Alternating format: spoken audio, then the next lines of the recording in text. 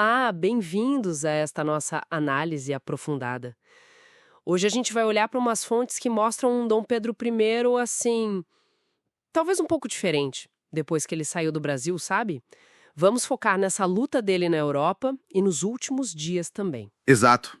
É interessante porque a história dele parece que acaba ali em 1831, né, com a abdicação. Mas, olha, os documentos revelam um capítulo europeu muito intenso. Intenso como? Guerra civil, briga de família, ele em ação mesmo como líder militar. A ideia aqui é tentar entender o homem, sabe? Por trás da figura do monarca nesse período tão agitado. Certo, então vamos lá. Pedro I abdica aqui no Brasil, deixa o Pedrinho, o filho, com 5 anos, e a partida dele do Rio, as fontes descrevem como algo bem emocionante, né? Muito. Tem relatos, de gente tentando segurar as cordas do navio, sabe? Pedindo para ele não ir. Inclusive, muitos negros libertos ou até escravizados na época. Uma cena forte. Mostra como ele já era uma figura complexa naquele momento, né? Enfim, ele parte para a Europa. O que ele encontra lá? Chega aonde primeiro? Ele desembarca na França, em Cherbourg, para ser exato. Curioso que até hoje tem uma rua lá com o nome dele. Mas, é claro, não era passeio. Imagino que não. Qual era a missão? O objetivo era muito claro, segundo as fontes da época, conseguir apoio. Apoio militar, financeiro. Ele precisava restaurar o trono português para a filha mais velha, a Maria II. Ah, sim, o trono que o irmão dele, o Dom Miguel, tinha usurpado, né? Exatamente. Então era uma briga de família, mas com uma dimensão enorme. Virou uma guerra civil mesmo.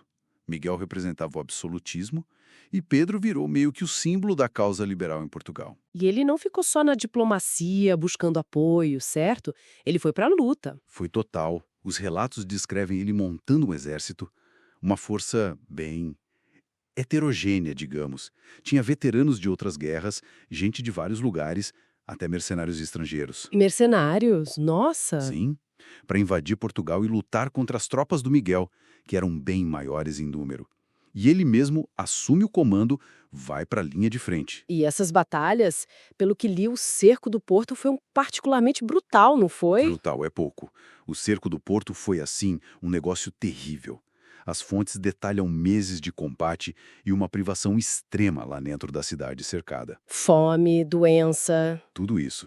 Teve um período de quase 40 dias de fome aguda mesmo. Relatos de gente comendo cavalo, mula, gato, o que aparecesse. Mais de 4.000 pessoas morreram ali, entre civis e soldados. E o Pedro? Onde ele estava nisso tudo? Estava lá, lutando nas trincheiras, ombro a ombro com os soldados dele. Essa imagem do rei soldado, ou imperador soldado, aparece muito forte nos relatos desse período.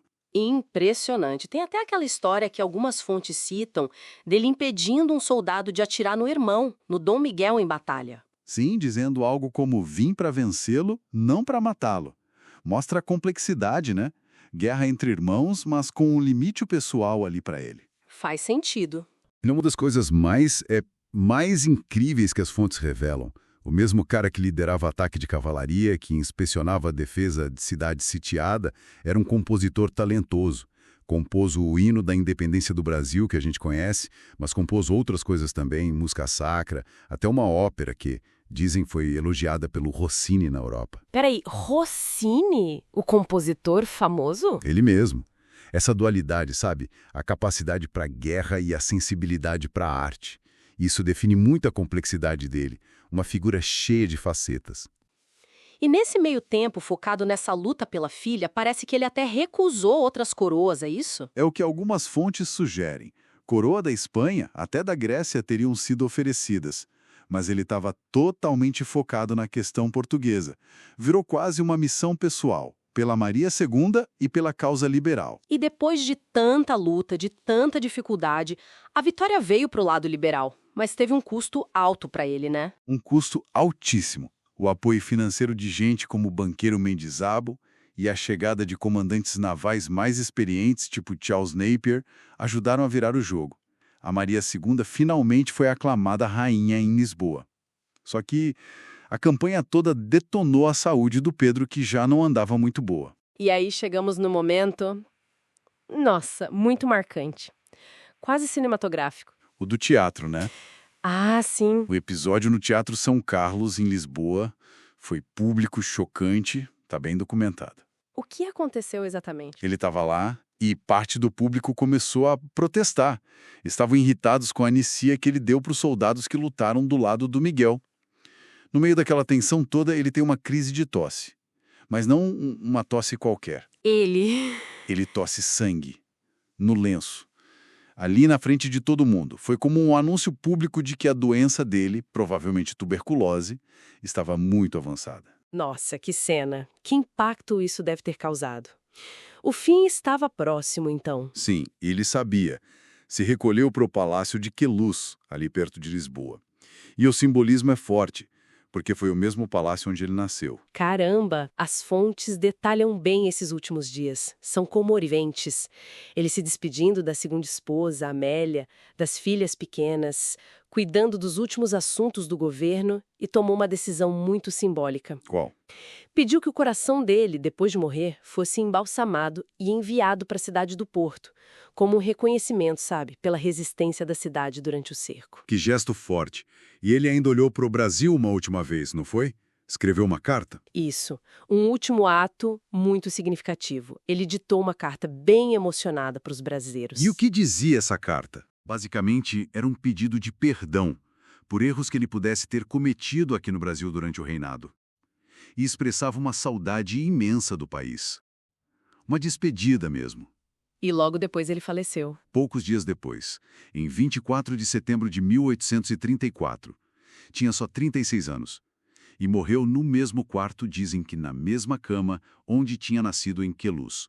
Um ciclo completo, de um jeito bem impressionante. Então o que a gente tira disso tudo? Essa figura do guerreiro liberal lutando na Europa, se sacrificando pela filha, por ideais, parece bem diferente daquela imagem, às vezes meio controversa, que a gente tem do primeiro reinado aqui, né? Com certeza.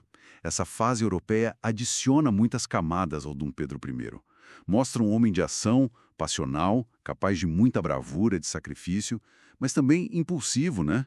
Lidando com as consequências das próprias escolhas. Ele não foi só o príncipe do Ipiranga, nem só o imperador que abdicou. Não mesmo. Foi também esse general na Europa lutando por uma causa. É uma figura muito mais complexa do que às vezes a gente imagina. Fica então essa reflexão, né? Essa jornada europeia dele, essa luta toda, esse final tão precoce.